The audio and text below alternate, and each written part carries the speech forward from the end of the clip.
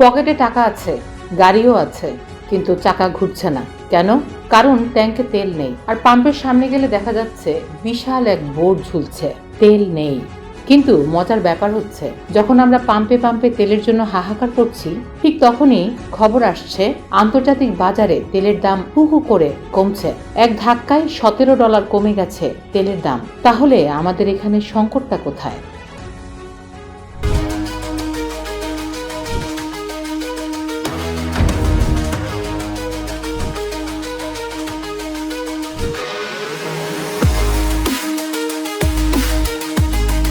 সংকটটা আসলে বহুমুখী।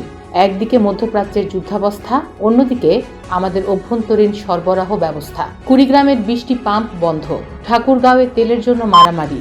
পরিস্থিতি তো রীতিমতো আগ্নেয়গিরির মতো হয়ে আছে। সরকার বলছে তেল আছে, কিন্তু পাম্প মালিকরা বলছেন ডিপো থেকে তেল আসছে না। একটা প্রবাদ আছে না, কাজীর গরু কিতাবে আছে, গোয়ালে নেই। জ্বালানি মন্ত্রীর আশ্বাসে কি সাধারণ মানুষের বাইক চলবে?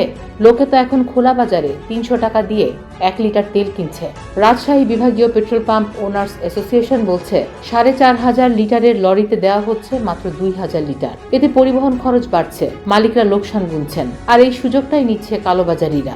আর আন্তর্জাতিক প্রেক্ষাপটটা খেয়াল করেন, ইরানের উপর হামলায় স্থগিতের খবরে দাম কমলেও বিশ্ব জ্বালানি সংস্থা কিন্তু বড়সড় সতর্কবার্তা দিচ্ছে। তারা বলছে 1970-এর দশকের সংকটের চেয়েও এবারের পরিস্থিতি ভয়ঙ্কর হতে পারে।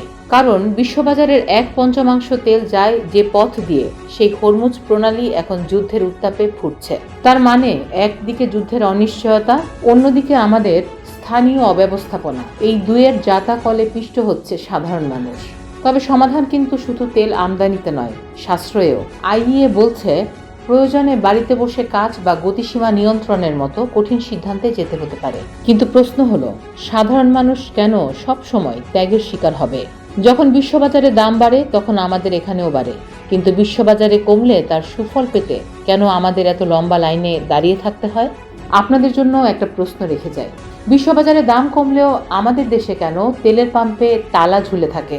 এর আসল দায় কার? সরকারের নাকি সিন্ডিকেটের? কমেন্টে জানান আপনার মতামত। ফারাহ দিবা, ভয়েস অফ বেঙ্গল।